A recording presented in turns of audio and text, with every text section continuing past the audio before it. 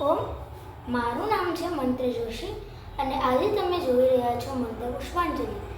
આજના વિડીયોમાં આપણે જોઈશું કે દેવી ભાગવત એને દેવી દુર્ગા સપ્તશતી એટલે કે ચંડી પાઠમાં જે 10 મહાવિદ્યાઓના વિશે આપેલું છે એ શું છે.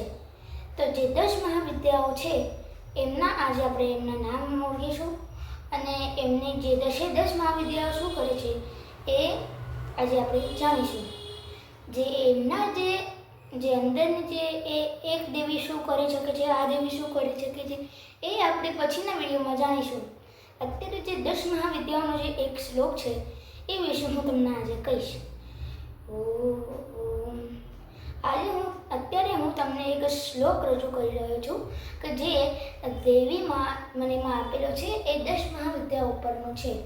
ઓમ કાલી તારા મહાવિદ્યા ષોડશી ભુવનેશ્વરી ભૈરવી છંદમસ્તા ચ વિદ્યા ધૂમાવતી તિથા બગલા સેદ્ધ વેદ્યા ચ માતંગી કમલાત્મિકા એતાની 10 મહાવિદ્યા સેદ્ધ વિદ્યા પ્રતિષ્ઠિકા.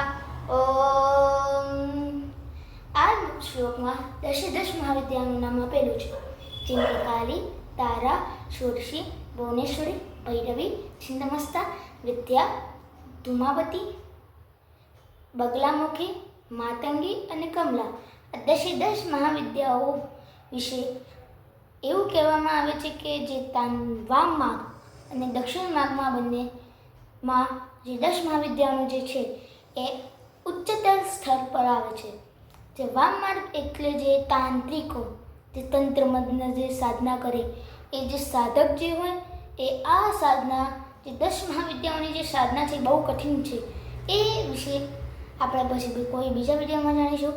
જે તંત્ર માર્ગ કહેવાય એને વામ માર્ગ કહેવાય અને જે દક્ષિણ માર્ગ હોય એમાં જેમ કે બધા બ્રાહ્મણો પૂજાઓ કરાવે, પૂજારીઓ પંડિતો પૂજાઓ કરાવે એ દક્ષિણ માર્ગ કહેવાય. દક્ષિણ માર્ગમાં અને વામ માર્ગમાં આ 10 દેવીઓ પ્રખ્યાત છે. તો આજનો વિડીયો બસ આટલો જ. આજે તમને કેવું લાગ્યું એવું મને તમે કહો. તે લાઈક અને સબસ્ક્રાઈબ તો તમે મને કહી શકો છો.